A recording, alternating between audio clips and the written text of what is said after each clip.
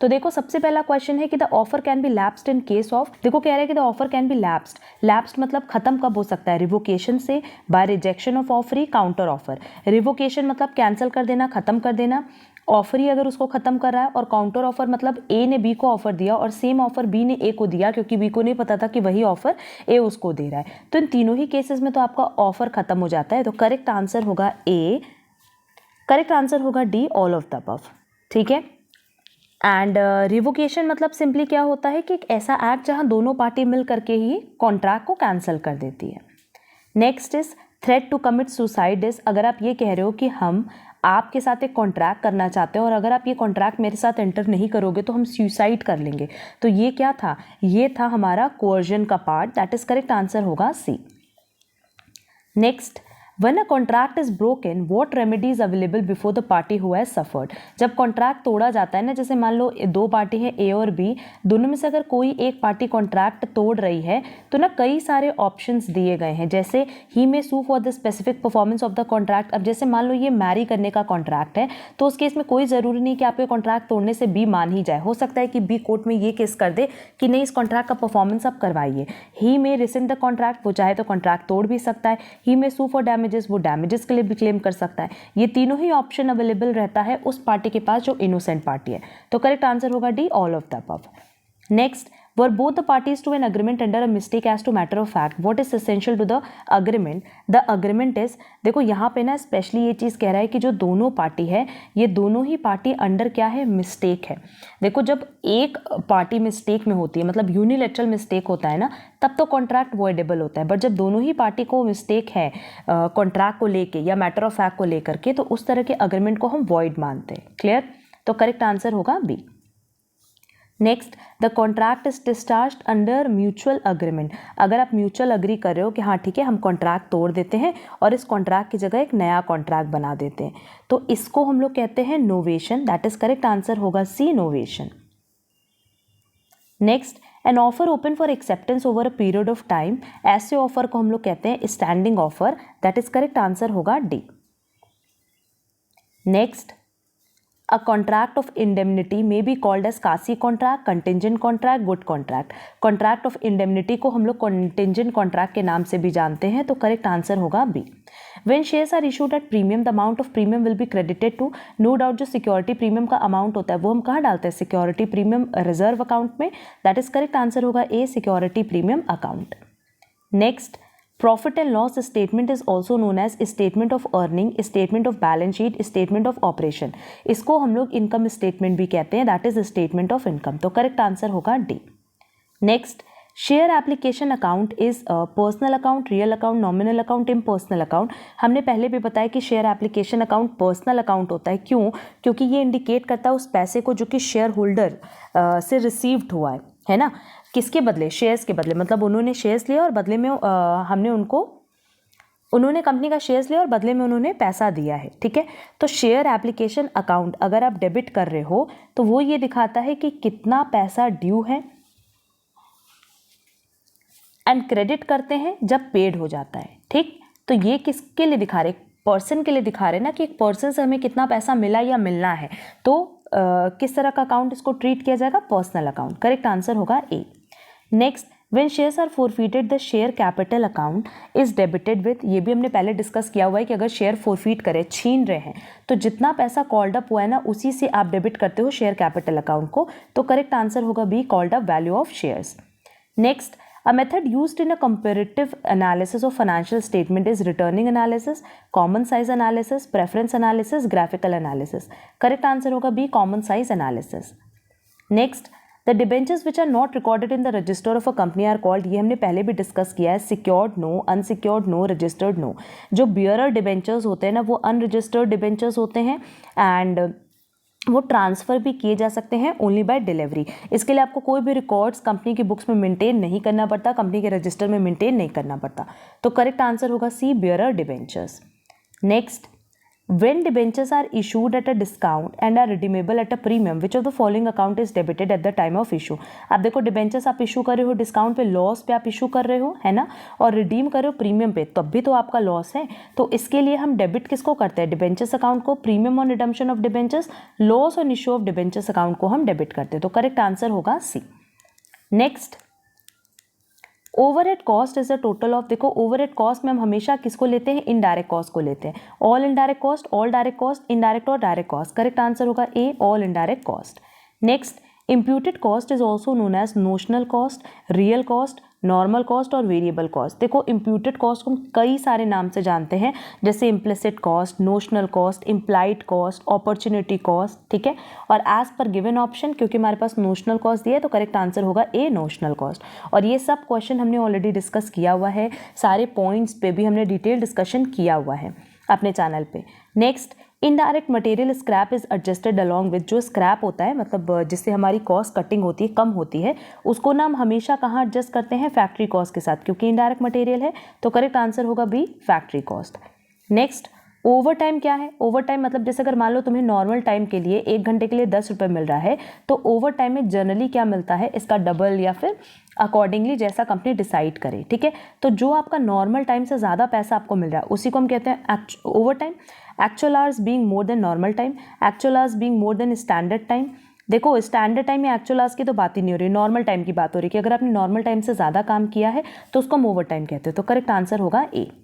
Next, labour turnover का क्या मतलब होता है? ये हमने ऑलरेडी बहुत बार बताया। लेबर टर्नओवर का मतलब होता है कि जो लेबर फोर्स में चेंजेस हो रहे हैं, कितने लोगों ने ड्यूरिंग द ईयर आपको ज्वाइन किया, कितने लोगों ने आपको आपकी कंपनी को छोड़ा है, दैट इज करेक्ट आंसर होगा rate of the change in composition of labour force during a specified period. Correct answer होगा B. Next, the cost which is to be incurred even when a business unit is closed is, अभी जो हमने MCQs upload किए थे related to commerce, उसमें ये question हमने already discuss किया हुआ है कि जब आपका बिजनेस बंद हो जाता है तब भी आपका शटडाउन कॉस्ट चलता रहता है। तो करेक्ट आंसर होगा D, shutdown cost. Next, material requisition is meant for purchase of material, supply of material from store, sale of material, storage of material. जब भी हम मटेरियल रिक्विजिशन की बात करते हैं तो ये सप्लाई ऑफ मटेरियल से रिलेटेड होता है, ठीक है। ये एक तरह का सोर्स डॉक्यूमेंट है। तो करेक्ट आंसर होगा B, supply of material from stores. Next, a dash is a set of instructions which is prepared to perform a specific assignment executed by a contract. Correct answer होगा C, program. ये basically computer से related question था।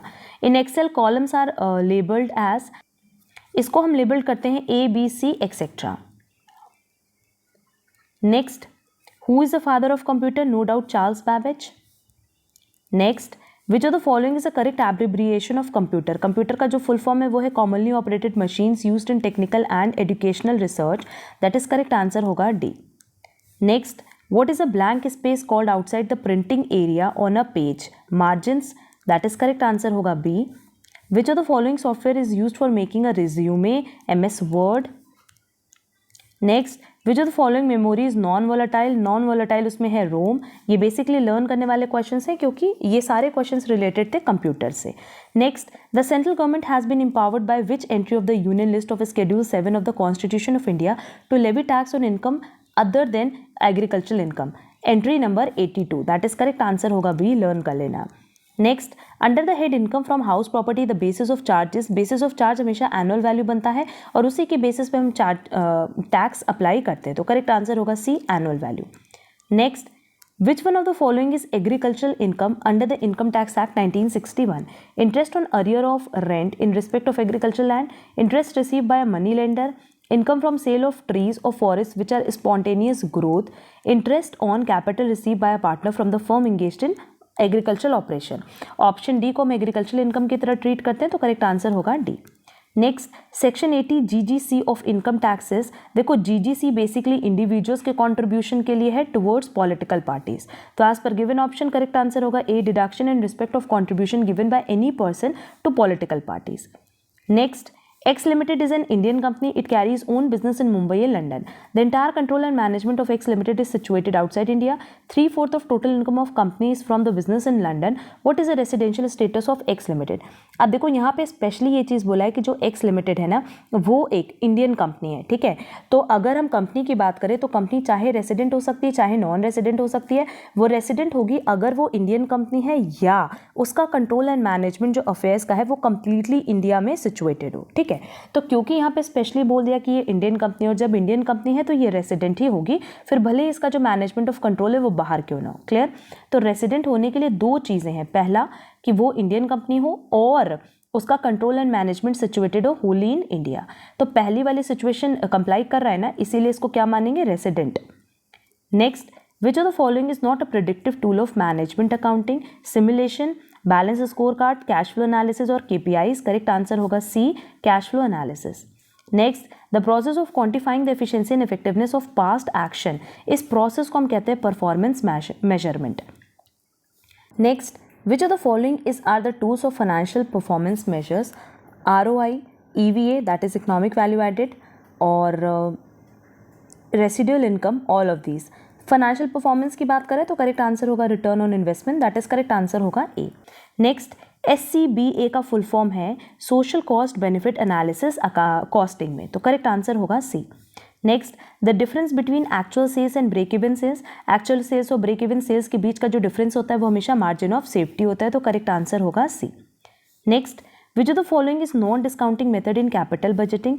Net present value, ये discounting है। Profitability index भी discounting method है। Internal rate of return भी discounting method है, but accounting rate of return में हम टाइम वैल्यू को कंसिडर नहीं करते, तो करेक्ट आंसर होगा D. At break even point contribution will be equal to fix cost. ये किसके बराबर होना चाहिए? फिक्स कॉस्ट के। तो प्रॉफिट क्या होगा? जीरो, और हमारा ब्रेक इवन पॉइंट पे क्या होता है? No profit no loss. तो variable cost, fix price, profit, none of these. देखो ये फिक्स प्राइस नहीं होना चाहिए था, फिक्स कॉस्ट होना चाहिए था। अगर फिक्स कॉस्ट होगा तो करेक्ट आंसर होगा बी, अदरवाइज करेक्ट आंसर होगा D, none of these. Next, EDII was developed by the, मतलब entrepreneurship development institute of India की बात कर रहा है, और ये ना बहुत सारे इंडियन फाइनेंशियल इंस्टीट्यूशंस ने मिल करके बनाया है, ठीक है। तो करेक्ट आंसर होगा all India financial institution. Basically autonomous body है और ये non for profit institute setup हुई थी 1983 में। Next, entrepreneurial culture and growth orientation consist of all of the following except encouraging employees to generate ideas, focusing on opportunities, the desire to grow at a slow and controlled pace, being creative। Correct answer होगा सी, कि ये इनका basically motive नहीं है, बाकी सारा motive है, तो करेक्ट आंसर होगा C. Next, entrepreneurial development is a key to achieve all round dash through acceleration of industrial and entrepreneurial activities, economic development, increase in profit, shareholders value और business development। Basically इसका correct answer होगा economic development, correct answer होगा A. ये सारे questions learn करने वाले हैं। Next, I really believe that entrepreneurship is about being able to face failure and succeed after failure. ये स्टेटमेंट था किरण मजूमदार शॉ का। Next, Angels usually provides which type of financing? Debt, equity, stock, none of these। Correct answer होगा B, equity। Next, which of the following contract is signed by the promoters with the third party on behalf of the proposed company? वो company जो अभी नहीं बनी उसके behalf पे जब आप कोई कॉन्ट्रैक्ट साइन करते हो तो उसको हम कहते हैं provisional contract, that is correct answer होगा B। Next, which of the following cooperative societies established to help small producers in selling their products? Producer cooperative society, marketing cooperative society, credit cooperative society और consumers cooperative society। As per given option correct answer होगा A, producer cooperative society, क्योंकि ये small producers को help करती है उनके products को sell करने में। It is a form of business organization which is owned, managed and controlled by an individual who is a recipient of all profit and bearer of all risk। No doubt किस concept की बात कर रहा है? Sole proprietorship। Correct answer होगा A। A partner whose association with the firm is unknown to the general public, मतलब general public को पता ही नहीं होता कि आप बेसिकली उस फर्म में पार्टनर हो, तो ऐसे पार्टनर को हम कहते हैं secret partner, that is correct answer होगा C. Which of the following forms of business enterprises suffer from a lack of public confidence because they are not required to publish their accounts legally? Partnership, cooperative society, company। इन दोनों का तो registration होता है but partnership का registration नहीं होता, और क्योंकि रजिस्ट्रेशन मैंडेटरी नहीं है इसलिए इनके अकाउंट्स को पब्लिश करना भी मैंडेटरी नहीं है, इसीलिए लोग इस पर ज़्यादा ट्रस्ट नहीं कर पाते, तो करेक्ट आंसर होगा A, partnership. Next, the concept of double entry system, ये किसने डेवलप किया था? लुका पिकोली ने। करेक्ट आंसर होगा A. Next, book keeping is mainly concern with recording financial data relating to business operation, designing for system recording, classifying and summarising, interpreting data for internal and external users, all of these. देखो ये दो तो नहीं होगा। Basically book keeping किसके लिए होता है? जर्नल एंट्री तक का जो पूरा प्रोसेस है उसके लिए। तो करेक्ट आंसर होगा A, recording financial data relating to business operations. Next, which of the following is an intangible asset? Intangible asset जिसको आप टच नहीं कर सकते, देख नहीं सकते, सिर्फ फील कर सकते हो। मशीनरी, फर्नीचर, बिल रिसीवेबल, ये बेसिकली पहला दो टैंजिबल एसेट है। पेटेंट इंटैंजिबल एसेट है। तो करेक्ट आंसर होगा D. Next, which of the following is drawing? आपने मनी विड्रॉ किया और ऑफिस के लिए रेंट पे किया, फर्नीचर परचेज कर लिया ऑफिस के लिए, क्रेडिटर को पे कर दिया। आपने मनी विड्रॉ किया और परचेज किया पर्सनल यूज़ के लिए कार, तो करेक्ट आंसर होगा सी, इसको हम ड्राइंग कहते हैं। ड्राइंग मतलब जो आप अपने पर्सनल यूज़ के लिए खर्च कर रहे हो। Next, all contingent liability should be shown as a footnote in the balance sheet. क्यों शो किया जाता है? फुल डिस्क्लोजर कॉन्सेप्ट की वजह से। करेक्ट आंसर होगा C. Next, which of the following is not a source of document? Cash memo है, invoice है, पे इन स्लिप है, बट अकाउंट नहीं है। तो करेक्ट आंसर होगा डी। नेक्स्ट, ए के पास कैपिटल है 1 अप्रैल 2010 को 30,000, असेट है क्लोजिंग में 45,000 और लाइबिलिटीज़ है 9,000। तो असेट हमारे पास 45,000 है, ठीक है, और कैपिटल कितना है 30,000 एंड हमारे पास लाइबिलिटीज़ है 9,000। No doubt both side equal होना चाहिए, तो क्योंकि यहाँ 39,000 है तो ये जो डिफरेंस है ये क्या होगा? प्रॉफिट ही तो होगा। तो करेक्ट आंसर होगा B, 6,000। Next, relaxing the restrictions and controls imposed on business and industry, इस पूरे प्रोसेस को हम कहते हैं liberalisation. The industrial policy resolution was first passed in, ये सबसे पहले पास्ट हुआ था 1956 में। Next, globalisation is the term use to describe process of removal of restriction on foreign trade as well as investment. Correct answer होगा C, both A and B. Next, the age of discontinuity 1969, इसका author कौन था? Peter F Drucker. That is correct answer होगा C. Which one is not the main objective of fiscal policy in India? To increase liquidity in economy, to promote price stability, to minimize the inequalities of income and wealth, to promote employment opportunities. ये last तीन objective तो है, but liquidity का concept monetary policy में होता है, ना कि फिस्कल पॉलिसी में। तो करेक्ट आंसर होगा A. Next, the books containing the minutes of proceedings of any general meeting of a company, इसको आप हमेशा कहाँ रखते हो? अपने रजिस्टर्ड ऑफिस में। Next, dash means a person to whom an operational debt is owed and includes any person to whom such debt has been legally assigned or transferred. इस process को ना हम लोग ऑपरेशनल क्रेडिटर कहते हैं। That is correct answer होगा B. Next, unless the articles require a large number of members, quorum of a general meeting producer company shall be, ये हमेशा 1/4 होना चाहिए कम से कम of total membership. That is correct answer होगा C. Next, the power of appointing additional director, ये हमेशा कौन एक्सरसाइज कर सकता है? बोर्ड ऑफ डायरेक्टर्स, और वो ये डिसाइड करते हैं एनुअल जनरल मीटिंग में। तो ऑप्शन दिया एनुअल जनरल मीटिंग का, तो करेक्ट आंसर होगा A, AGM. Next, a memorandum containing such silent features of a prospectus as may be specified by the Securities and Exchange Board by making regulation in this behalf, इसको हम कहते हैं abridged prospectus। तो correct answer होगा B, abridged prospectus। The director prepares the annual accounts and director responsibility statement, और ये basically क्यों बनाया जाता है? एनुअल अकाउंट की जब भी हम बात कर रहे हैं, हर साल आप इसलिए अकाउंट बनाते हो क्योंकि आपको पता है कि आपका बिजनेस इन्फिनाइट ईयर्स तक चलने वाला है। तो करेक्ट आंसर होगा B, going concern concept. Next, the interest of organisation should take priority over the interest of any individual employee, और ये किस प्रिंसिपल में मेंशन किया गया है? Subordination of individual interest to general interest.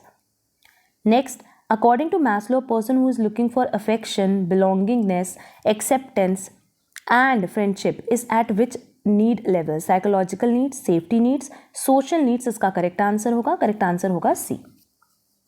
Next, Henry Fayol basically किसके father थे? Father of journal management, shop floor management, scientific management. इसके तो टेलर थे, FW टेलर, ठीक है। करेक्ट आंसर होगा जर्नल मैनेजमेंट। बेसिकली अगर हेनरी फ्योल की बात करें तो ये मॉडर्न मैनेजमेंट के फादर है। तो करेक्ट आंसर होगा A. Next, which function of management involves filing and keeping filled the positions in the organization structure? Staffing में ये काम होता है। तो करेक्ट आंसर होगा C. Which of the following refers to the flow of information among persons at different levels who have no direct responsibility relationship? ऐसे communication को हम कहते हैं diagonal communication.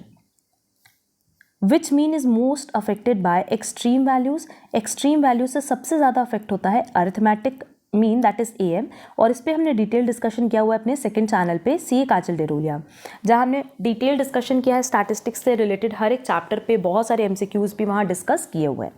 Next, which of the following is a measure of central tendency? Median, standard deviation, mean deviation, quartile deviation. ये तो measure of dispersion है, correct answer होगा A median.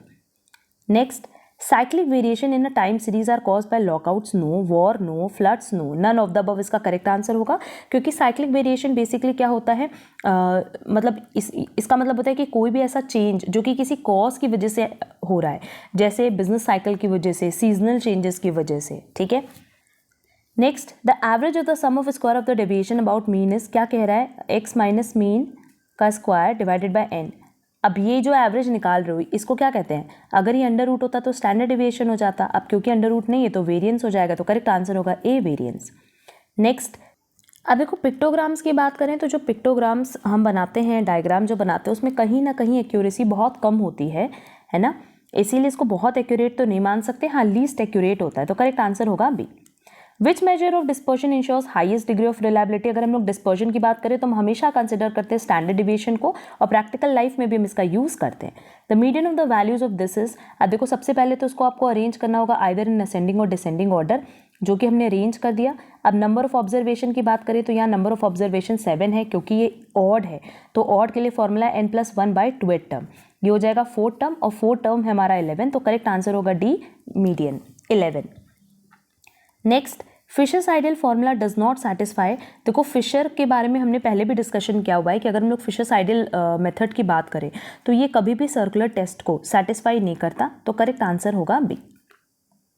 Next, question number 82 देखो, financial management is a part of, देखो ये accounting का part होता है, business management and financial accounting का पार्ट तो जहाँ तक हमें पता है नहीं होता है, ठीक है, बट इसके आंसर के लिए हम श्योर नहीं है, इसका आंसर आप लोग जरूर कमेंट बॉक्स में कमेंट करके बताना कि आपके अकॉर्डिंग इसका करेक्ट आंसर क्या होना चाहिए।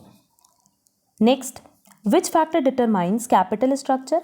रिस्क भी डिटरमाइन करता है, कॉस्ट ऑफ कैपिटल भी, ट्रेडिंग ऑन इक्विटी, क्योंकि जब भी हम कैपिटल स्ट्रक्चर की बात करते हैं तो हम यही देखते हैं ना कि उसमें कितना हमारा कॉस्ट लगना है, ठीक है, कितना रिस्क है, तो करेक्ट आंसर होगा D all of the above.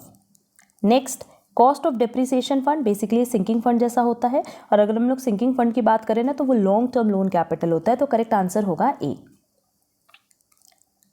Next, the focal point of financial management in a firm is, देखो फाइनेंशियल मैनेजमेंट में दो ही चीज़ होती है, एक तो वेल्थ मैक्सिमाइजेशन होता है शेयर होल्डर्स का, और एक प्रॉफिट मैक्सिमाइजेशन होता है, पर पहला हम हमेशा किसको कंसिडर करते हैं? वेल्थ मैक्सिमाइजेशन को, इसीलिए आज पर गिवन ऑप्शन देख लेते हैं, the number and types of products और services no, the minimisation of the amount of taxes no, the creation of value for share holder.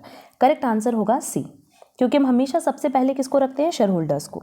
Next, dash refers to a firm holding some cash to meet its routine expenses that are incurred in the ordinary course of business. इसका correct answer होगा transaction motive. Next, a firm's degree of operating leverage depends primarily upon sales variability. No. Level of fixed operating cost. No. हम लोग किसकी बात कर रहे हैं? Operating leverage की, closeness to its operating break even point, हम लोग किसकी बात करेंगे यहाँ पे? कॉन्ट्रीब्यूशन की एंड वेरिएबल कॉस्ट की, तो करेक्ट आंसर होगा C।